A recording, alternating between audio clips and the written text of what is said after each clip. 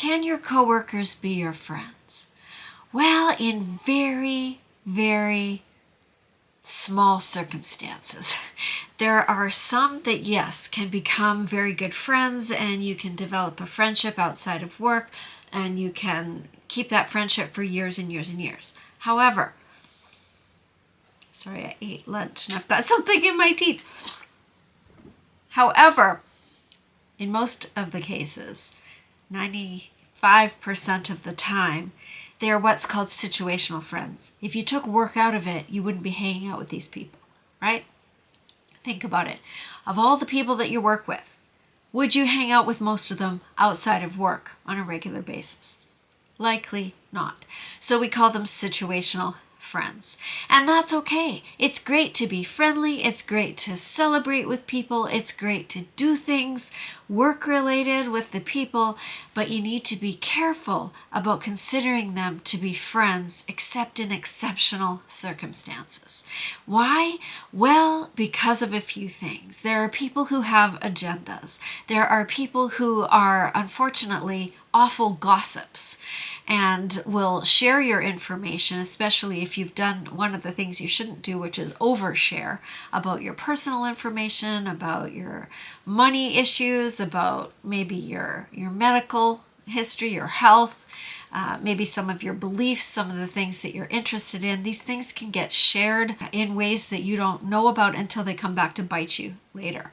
So you want to be careful. In many instances, there's competition built in to the workplace. People are vying for promotions. People want to get the raise. People want to be put on particular projects, etc., etc.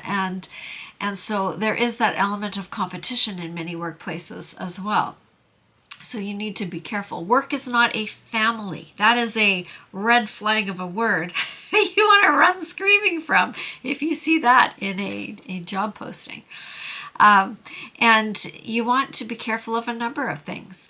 Nowadays, you want to be careful of things like hugging. I know it's gotten to that point where you need to be careful because that is not a safe thing for everyone. So I'm thinking that it's safer to consider people as workplace friends, colleagues, situational friends. As I said, that's perfectly fine to say that you're friends, but I would be very careful about what you share and what goes on that is deeper than just what you need to talk about in the workplace. One of the things is you can't choose.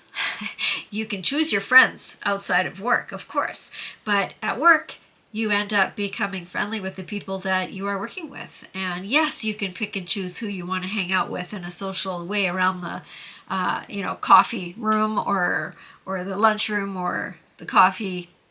What am I trying to say? The cooler, is there a water cooler anymore? I don't know. But around that, you can choose who you gravitate towards. We naturally do. But would you go out afterwards with that person? And if you do go out afterwards with that person, you still want to be careful about keeping healthy boundaries just in case.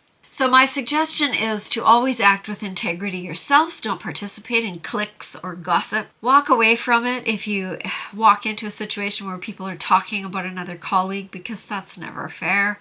And remember that there are always some people that you'll be working with who would be quite willing to throw you under the bus. Let me know down below if you have experienced this in the workplace. And also let me know if you found that exceptional person that you ended up being a lifelong friend with. I know I have done that, and I'm really grateful for that, but I also have had situations where I've had to be really careful in the workplace with some people because I knew they were out for themselves. So that's the thing. Be careful out there.